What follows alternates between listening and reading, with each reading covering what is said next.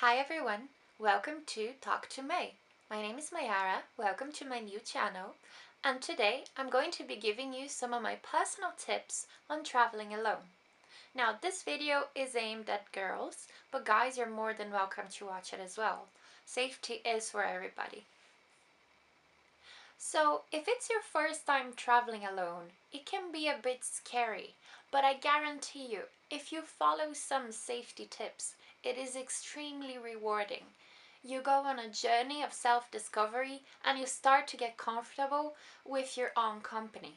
The good thing is that you can make your own schedules. You're not bound to anything or by anyone.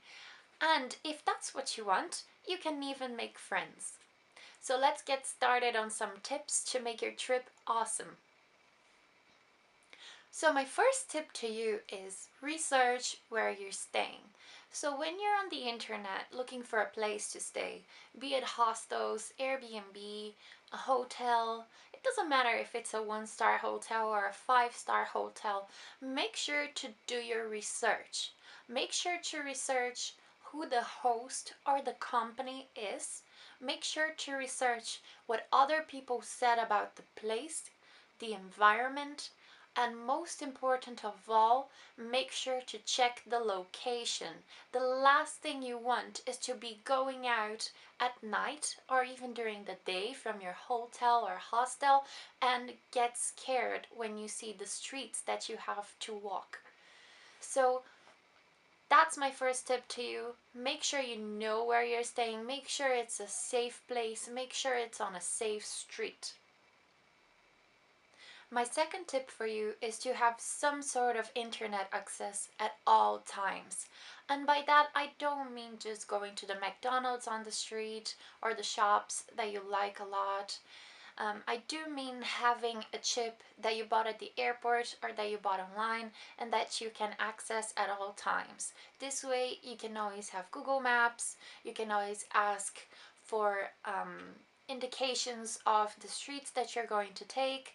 It's less likely that you will get lost, and you can always reach someone if you have to. Now, if it's a place that you know very well, you might not need to have internet at all times. My tip number 3 is always tell somebody exactly where you're staying. So every time I arrive in a new place, in a new hotel or hostel, I make sure to send a message to my mom or to my husband or to both, telling them my exact address. So say if I am in room 61 of Hotel Sunset, I tell them exactly that and the street address. Now, I don't mean to be pessimistic. I'm not saying that something is going to happen. I'm just saying that if by any chance I become unreachable, they know where I'm staying. And it doesn't even have to be that bad. If I get some sort of food poisoning and all of a sudden I become unreachable, they can call the hotel and ask them to check on me. So it's very important to make sure to tell somebody where you're staying. Tip number 4, that's a little bit straightforward, but make sure to memorize the emergency number of the country you're visiting and the police number of the country you're visiting. Tip number 5, always have some sort of ID on you, and not necessarily your passport. In fact, I would not recommend taking your passport every place you're going, because if you get robbed, then it's gonna be a nightmare during your entire trip of calling the embassies and trying to get a new copy. Now, if you lose your home ID, that's not necessarily the case. You can worry about it later. So, if you know you're most definitely going to need your passport, then do take it by all means. Say if you're going drinking or if you're going on a short day trip, take your passport. But if you're just going sightseeing for the day around the streets, leave it at home and keep your house ID, keep your country's ID with you. And that leads me to tip number 6. Always keep a copy of your passport with you. So either a paper copy or a copy on your phone, it's always great to have one. I remember when I was sick in Thailand, all of a sudden I got sick. I needed to go to the hospital, and luckily, when they asked me for a copy of my passport, I had one on my phone. Number 7, always have some cash with you, but not too much. Some countries are more likely to accept cash only than some others. So research the country that you're going, see if they accept cash only or credit cards as well, and make sure to take enough cash for the day. And that leads me to tip number 8. Make sure to notify your bank that you're traveling so that you can use your credit card abroad. Now, that makes things a lot safer because not only you have some cash with you, but you also have anything you need on your credit card, and that gives you an extra security. Now, you do also have to know if you can use any of the ATMs abroad or if there's specific ATMs that you have to use. But that's a little bit trickier and you might have to do some research. I remember in Thailand, for example, it was extremely hard to pay for things with the credit card unless you were going to big known chains or big restaurants.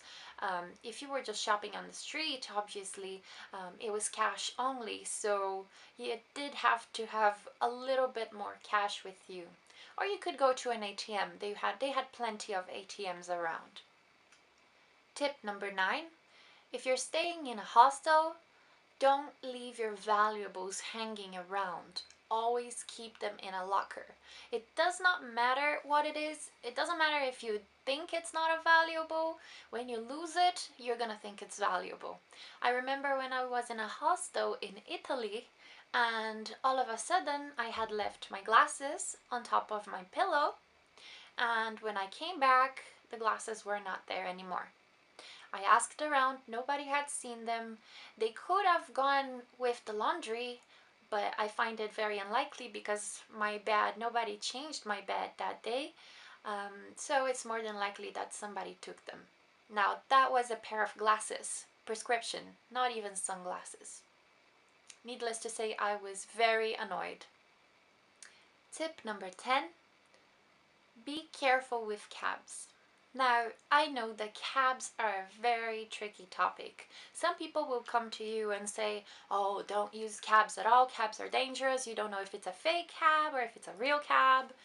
Well, but then in some places, how can you possibly get around without taking a cab? In my opinion, I would say take cabs, but be careful. If you're not sure about taking cabs on the street, ask your hotel or your hostel to call a cab for you. They are more than likely call a company that is safe and known. And what you can also do is when you are inside the cab, take a photo of the driver's ID, make sure the driver is seeing you taking a photo of their ID, take a photo of the car's license plate.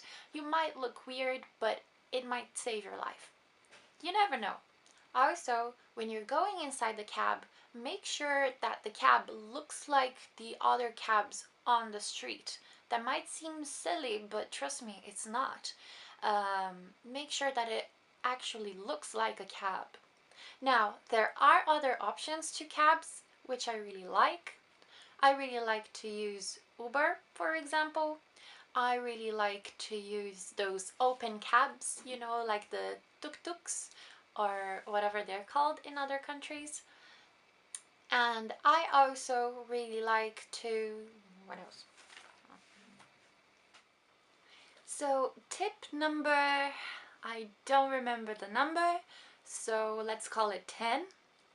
If you know that you cannot get public transportation from the airport to your hotel and you don't speak the language, make sure to have your hotel or hostel address written on a piece of paper in the local language so that you can show it to your taxi driver.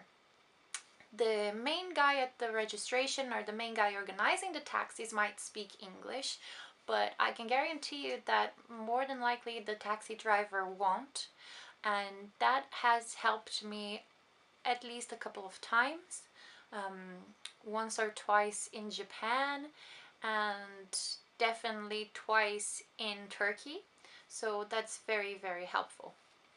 Tip number 11: talk to people, make friends, have fun, but also use common sense.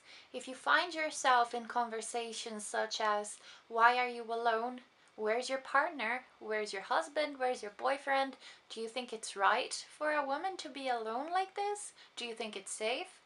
Get out. Don't stay. The conversation won't get any better. You're probably gonna get asked out or worse.